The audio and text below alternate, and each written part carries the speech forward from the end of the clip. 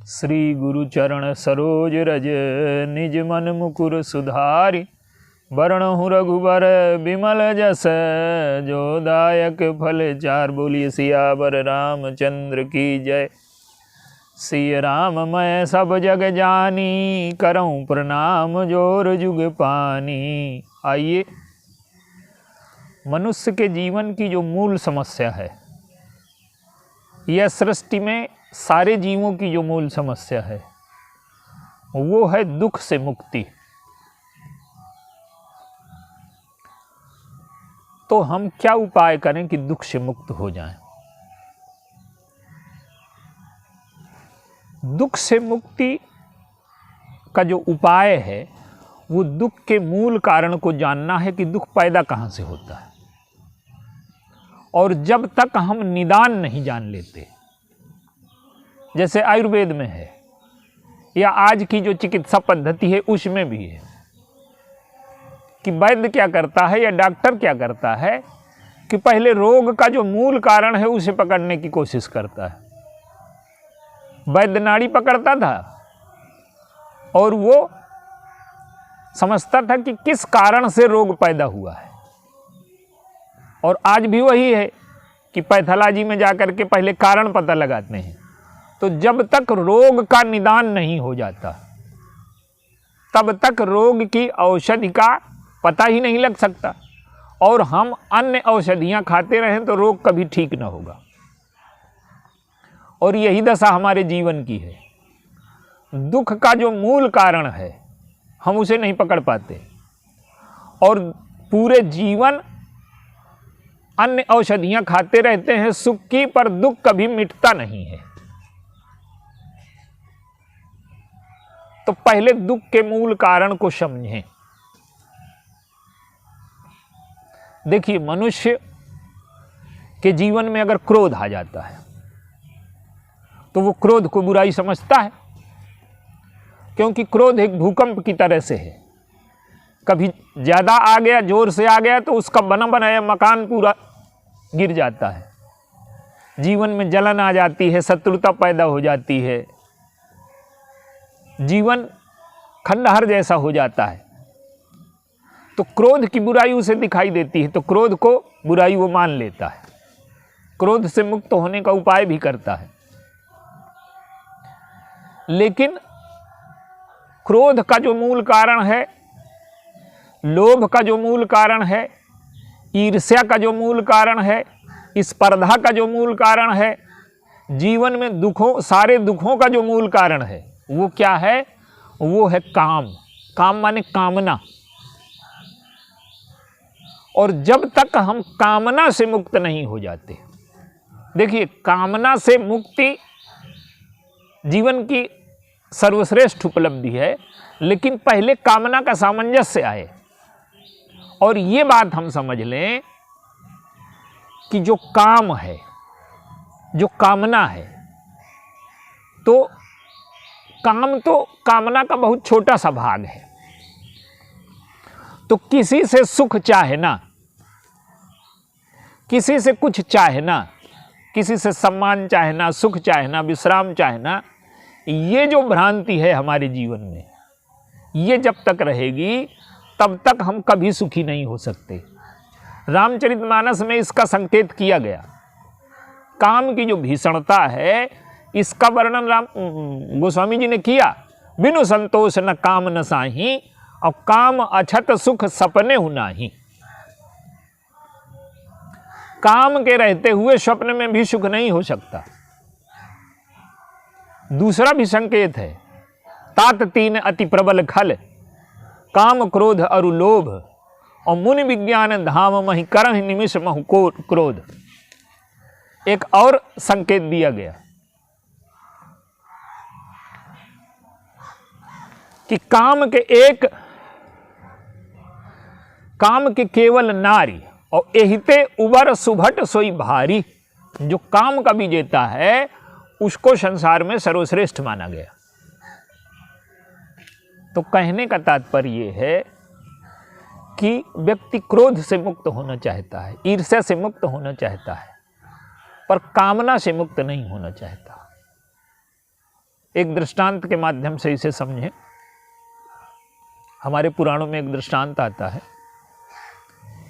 एक चील है बाज, तो एक चूहे को लेकर के उड़ी, तो उसके ऊपर सैकड़ों चीलों ने आक्रमण कर दिया।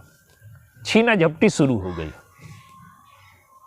और उस चील को समझ में नहीं आया, चूहा उस छीना झपटी में वो घायल हो गई और चूहा गिर गया। जब चूहा गिर गया तो वो शांत है, अब कोई नहीं है उसके पास।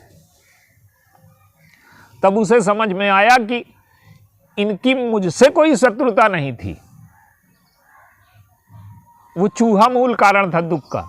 इसी प्रकार से आप देखिए, हमारे जीवन में जब कामना आती है, हम एक सुंदर वस्तु पाना चाहें, सुंदर स्त्री पाना चाहें, तो उसको पाने वाले प्रतिस्पर्धी संसार में बहुत हैं। तो जैसे हमने कामना अपने मन में बसाई तो हमारा संघर्ष शुरू हो गया। समाज में दुख का मूल कारण क्या है कि अगर जो हम सुख पाते हैं दूसरों से पाते हैं छीन करके। हमने कोई मकान खरीदा तो जब दूसरा बेचेगा तभी तो खरीदेंगे, तो एक का दुख हमारा सुख है। और जब हम सुख किसी को दुख दे करके पाते हैं तो हमारे जीवन में कभी भी संतुष्टि नहीं आ सकती। तो जो दुख का मूल कारण है वो है कामना। और जैसे मकड़ी का जाला होता है, तो एक धागा को आप अगर छुएं तो पूरा जाला हिलता है। इसी प्रकार से ये जो जीवन है ये कामना के जाले जैसा है, मकड़ी के जाले जैसा है। आप देखिए, अगर हमारी कामना पूरी हो जाए तो वो लोभ का रूप लेगी, और जो लोभ की पूर्ति में सहायक होंगे, हमारी कामना की पूर्ति में सहायक होंगे, उनसे हमें राग होगा। और जब राग होगा तो राग से ही मोह और मद का आगमन होगा।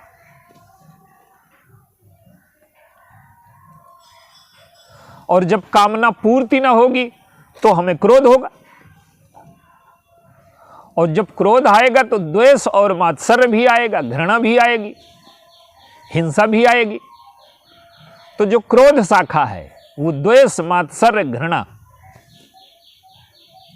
और जो लोभ शाखा है काम की, तो उसमें राग, मोह, मद ये है। तो जितने भी दुर्गुण हैं, जीवन में जितनी भी समस्याएं हैं, जीवन में जितने भी दुख हैं, उन सब के मूल में कामना है हमारी।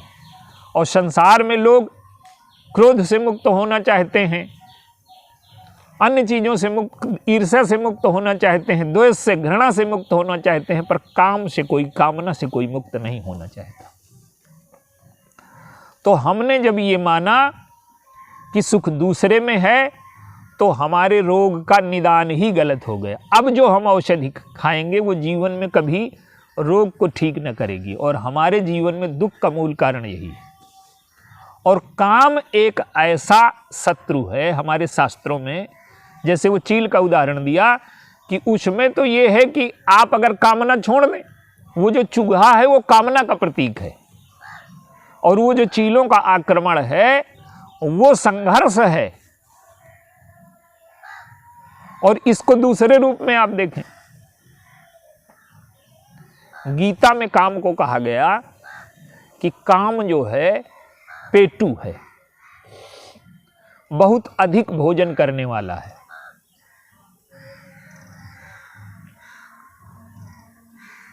कामेश क्रोधेश रजोगुण समुद्भव। महाशनो, ये बहुत खाने वाला है काम। और काम क्या करता है कि जैसे आप किसी को निमंत्रण दें तो वो क्या करता है कि अकेले नहीं आता, वो अपने परिवार के 2-4 लोगों को साथ में लेकर के आता है। तो काम का परिवार अकेला नहीं है। काम के साथ क्रोध, काम के साथ लोभ, लोभ के साथ घृणा, घृणा के द्वेष, ईर्ष्या, मत्सर, ये सारे दुर्गुण साथ में लेकर के आता है। और काम की प्रवृत्ति क्या है कि जैसे आप किसी को निमंत्रण दें तो वो बहुत पेटू होगा तो बहुत खाएगा, लेकिन काम क्या करता है कि काम निमंत्रण दाता के यहाँ जब जाता है तो उसके जीवन के सारे सुखों को खा जाता है। और केवल सुखों को नहीं खा जाता, अंत में निमंत्रण दाता को खा जाता है। इसलिए उसको बैरी कहा गया। और हमारे यहाँ काम विजेता को ही सर्वश्रेष्ठ की उपाधि दी गई। तो आप देखिए, अगर हमारे जीवन में लोभ अधिक है तो हम पैसे की तरह से जड़ हो जाएंगे। क्रोध है तो हमारा जीवन ज्वाला बन जाएगा। राग अधिक है तो हमारे जीवन में आसक्ति आ जाएगी। तो जितनी भी विकृतियां हैं, जितने भी दुख के कारण हैं, ये सब कामना से पैदा होते हैं। और कामना अगर हमारी नियंत्रित हो सके, पहले तो कामना का नियंत्रण है, पहले तो कामना छूट न जाएगी। पहले कामना को हम नियंत्रित करें और दूसरों की कामना से अपनी कामना की तुलना करके दूसरों की कामना का भी ध्यान रखें और अपनी कामना का भी ध्यान रखें। ये प्रारंभिक स्थिति है। फिर एक दूसरी स्थिति है कि जिसे हम प्रेम कहते हैं। प्रेम में केवल देना है। तो पहले हम रोग की जड़ को पहचानें और हमारी समस्याओं का, हमारे दुखों का मूल कारण है हमारी कामना। और जब तक हम इसे छोड़ नहीं देते, आप देखिए अयोध्या और लंका का अंतर क्या है। लंका में कामना है, उसके पास क्या नहीं है? बुद्धि है, बल है, तपस्या है, योग्यता है, पुरुषार्थ है, पांडित्य है। कोई ऐसी विशेषता नहीं है रावण के जीवन में जो ना हो। लेकिन उन सारी विशेषताओं के होते हुए भी उसका कामना पर नियंत्रण नहीं है। 20 सिर अत्यधिक बुद्धिमान, वो 10 सिर अत्यधिक बुद्धिमान, 20 भुजाएं अत्यधिक पुरुषार्थी। उसने उन सारी चीजों को जो असंभव थी मनुष्य के जीवन में, वो संभव करके दिखाया। उसको दीर्घ जीवन प्राप्त है, भोग शक्ति भी प्राप्त है और भोग क्षमता भी प्राप्त है। हमारे जीवन की तो समस्या ये है कि जब तक भोग की वस्तुएं इकट्ठी की तब तक भोग शक्ति क्षीण हो गई। लेकिन रावण का विनाश क्यों होता है? रावण का विनाश होता है कि उसको कामना पर नियंत्रण नहीं है। जो चीज उसे मीठी लगती है, अच्छी लगती है, उसे छीन लेता है। जो अच्छी नहीं लगती उसको नष्ट कर देता है। तो जो लंका का दर्शन है, तो हमारे जीवन में चाहे जितनी श्रेष्ठताएं हों, चाहे जितनी विशेषताएं हों, अगर कामना पर हमने नियंत्रण लगाना नहीं सीखा तो हम दुखों से कभी मुक्त नहीं हो सकते। और अयोध्या का दर्शन क्या है? अयोध्या का दर्शन है प्रेम का। कामना, वासना और प्रेम इसका ठीक उल्टा है।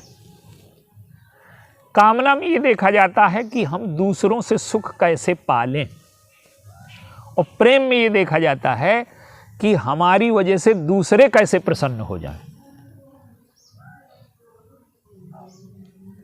तो अयोध्या का जो दर्शन है वो दे करके प्रसन्न होने का है, और लंका का जो दर्शन है वो छीन करके प्रसन्न होने का है। और आज के युग की भीषण विडंबना ये है कि व्यक्ति केवल पा करके प्रसन्न होना चाहता है। देने के अर्थों में वो दरिद्र हो गया। उसके पास वैभव चाहे जितना हो, संपत्ति चाहे जितनी हो, आज का मनुष्य दरिद्र है, क्योंकि उसके अंदर देने की क्षमता खत्म हो गई है। और जिस व्यक्ति के अंदर देने की क्षमता खत्म हो गई, उसके जीवन में सुख का प्रवेश हो ही नहीं सकता। केवल कामना हमें भिखारी बना देती है, और भिखारी कभी भी संतुष्ट नहीं हो सकता।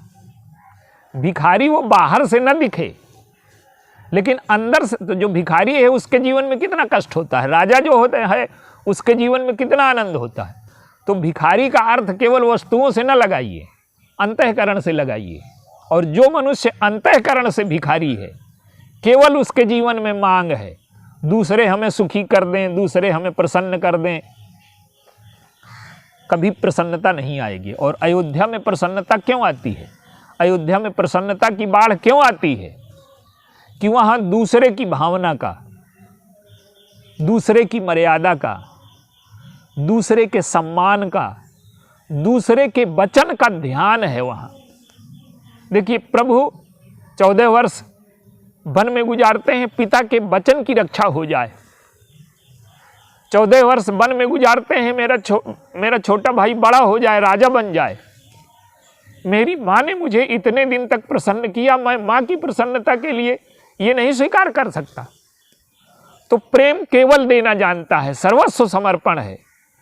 तो प्रेम दे करके प्रसन्न होता है और काम पा करके प्रसन्न होता है। और भरत जी और भगवान राम का जीवन दर्शन क्या है? भरत जी को सब कुछ मिला, लेकिन वो चित्रकूट पहुंच गए और वो ये मानते ही नहीं कि ये मेरा है, वो मैं देने गया। अंत में क्या निष्कर्ष निकला? प्रभु ने कहा कि तुम कहो तो मैं पिता की मर्यादा मिटा दूंगा, तुम कहो तो मैं चला जाऊंगा, तुम्हारा संकोच मुझे बहुत है।